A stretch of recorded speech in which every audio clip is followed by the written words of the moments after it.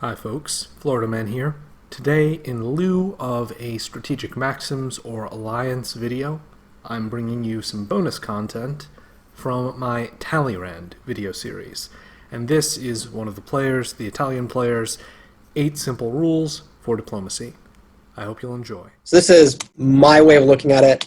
Rule number 1, never stab in 1901 unless you are Russia or are stabbing Russia. Reasoning behind that is I find that being much more honest and transparent is a better way to go. But if you're Russia, you are facing 1, 2, 3, 4 enemies at once at the outset. You have to stab someone. And similarly, if you are fighting Russia, you got to decide if you're going to be on Team Russia or on Team Anti-Russia. You have to make that decision in 1901. My second rule is just one enemy at a time, unless you are Russia or fighting Russia. Some of these rules are based around exceptions to Russia. For Russia, I see. Well, every other player can focus on one enemy at a time. Italy can focus on Turkey. Austria can focus on Turkey. Russia just simply does not have that luxury. Russia is created with one unit across the stalemate line. Russia is just destined for a lot of conflict. It is. And so everyone else, and I like to play this way, I pick one enemy, and I fight that enemy until it's like almost done, and then I go to the next. Mm-hmm. 3, communicate with everyone, even after a stab. It is important that you have some sort of back channel with every single player. And when you do stab, you have to explain to them why you stabbed and talk them through it. I found that a lot of players, if you talk to them like, hey, I stabbed you, but here's why, they respect you a little bit more for that. And if there's a good tactical reason for it, they go, okay, I get that. And even after a stab, there are opportunities where diplomacy develops so much. You could have stabbed a player, but you can reform a new alliance 3, 4, 5, 6 years later if you keep communicating. So it's important to always be talking to everyone, even if you're at war with them, even if you stabbed them, just keep talking. You never know when it's going to pay dividends or not. And worst case scenario, it just turns into fun banter. So be as honest and direct as possible, even after a stab, explain why you did it. So that's kind of segues into rule number 4. Number 5, sharing intelligence can be pivotal. Pick 2 powers far away from you and offer to share intel. So in this scenario, I'm sharing intel with England and kind of Germany to an extent. But honestly, just saying, hey, here's what I know is what's going on the other side of the board, that can help you make some of the most important decisions you're going to have to make. Figuring out if a juggernaut is coming or if England and France are going to work together, you need to know those dynamics.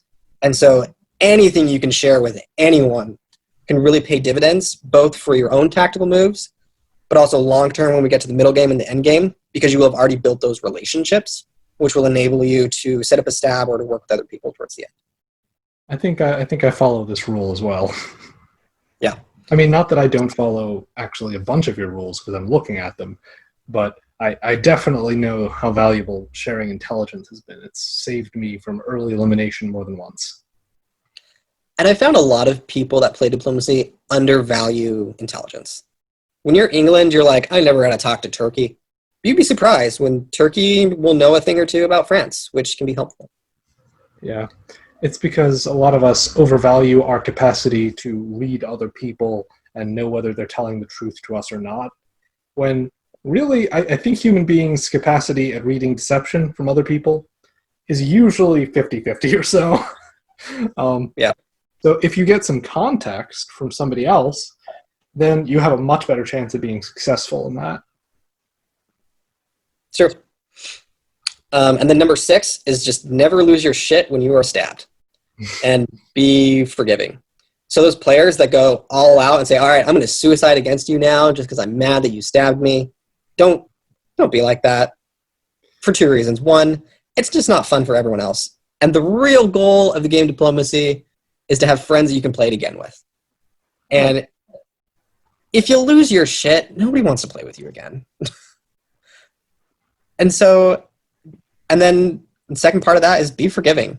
So in this case, Austria stabbed me in spring 1901. I'll forgive them and I will work with them, which actually might be very pivotal later on in the game. But in order to forgive them, I need to see them make recompense and atone for that in some way.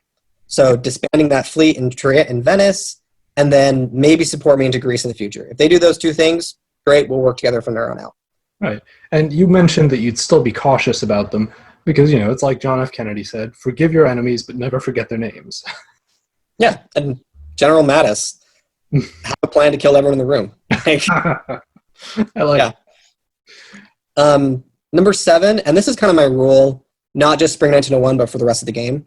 Never stab in Spring unless it cannot be undone. Because false stabs are so much more important because that's when you can get your SCs. Yeah. So in this scenario, Austria stabbed me in a Spring turn. It can be undone. The damage is not there.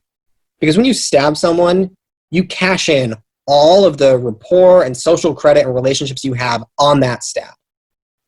So you better make it worth it. So if you're in a position and it's towards the end game and you're going to stab for only one supply center, it's not worth it.